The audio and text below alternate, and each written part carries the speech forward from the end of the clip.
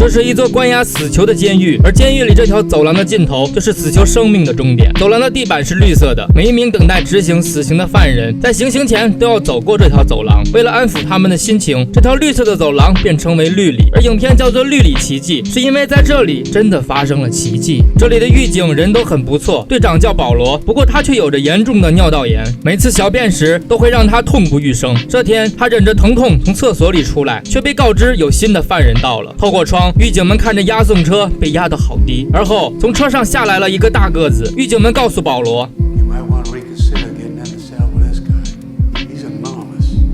然而监狱里有一个富二代，这家伙口中一直喊着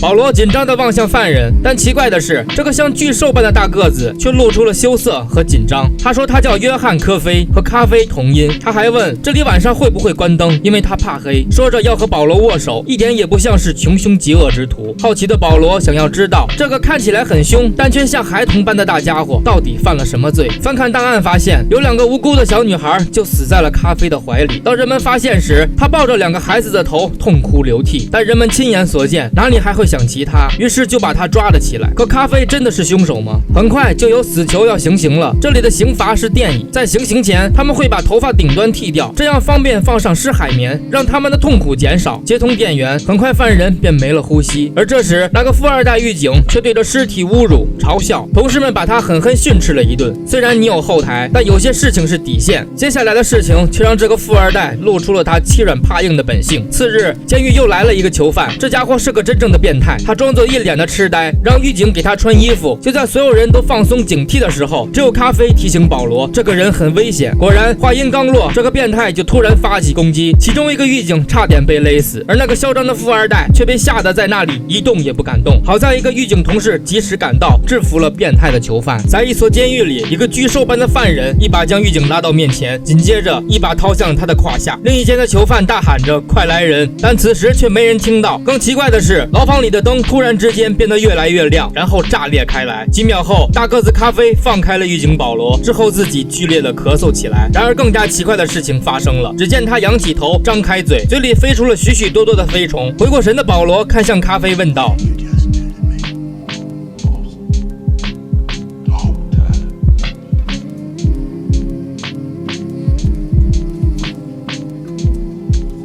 保罗听后仔细地感应着，好像疼痛真的消失了。他来到厕所，简直是舒服到了极点，他的尿道炎真的好了。而这再次让保罗疑惑，咖啡真的是凶手吗？上天会给凶手这样的能力吗？这天新来的变态囚犯简直就没有一丝人性，他对着狱警吐口水撒尿，狱警们用水冲他，把他关入禁闭室。可第二天这家伙变本加厉，把他含在嘴里的巧克力全部吐到狱警脸上。可这家伙也有他有用的地方，正所谓恶人还需恶人磨，那个没有同情心欺软怕硬的富二代这天走过变态囚犯牢前，不小心被抓了过去。变态对着他又亲又抱，上下其手，还不停地用语言羞辱他。等到囚犯放开他时，他已经吓得尿了裤子。没错，这家伙就是个胆小鬼。旁边的囚犯看到这儿笑得很大声，但却被这个恶毒胆小的人记在了心里。而旁边这个叫做戴尔的囚犯，他有一只宠物，一只很萌的小老鼠。而这天小老鼠不小心跑到了牢房外，恰巧被那个富二代碰到。想到那天戴尔的嘲笑，他一脚踩死了小老鼠。戴尔看到此发出了绝望的哭喊。而此时咖啡说，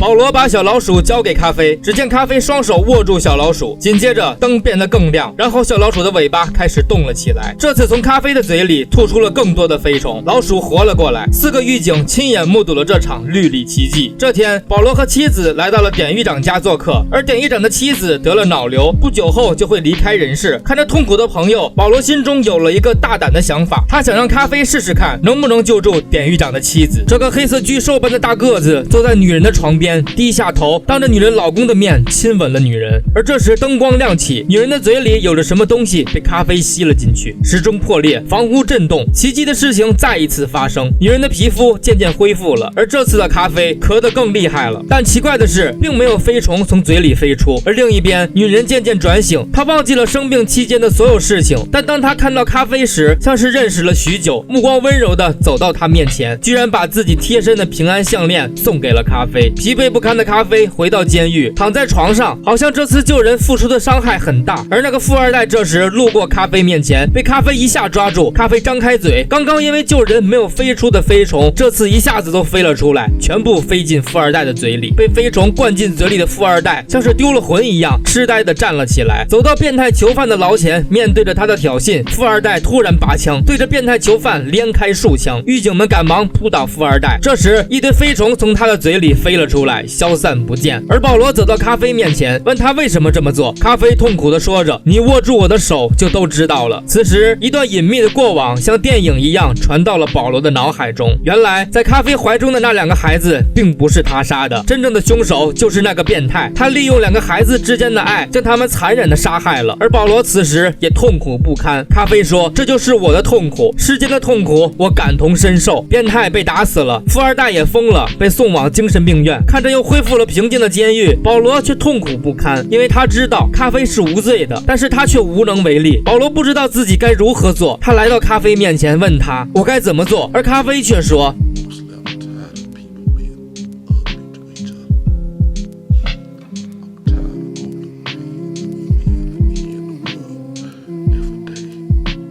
他太累了，他受够了人间带给他的痛苦，他不想再做天使，唯一的心愿就是看一场电影《天堂》。”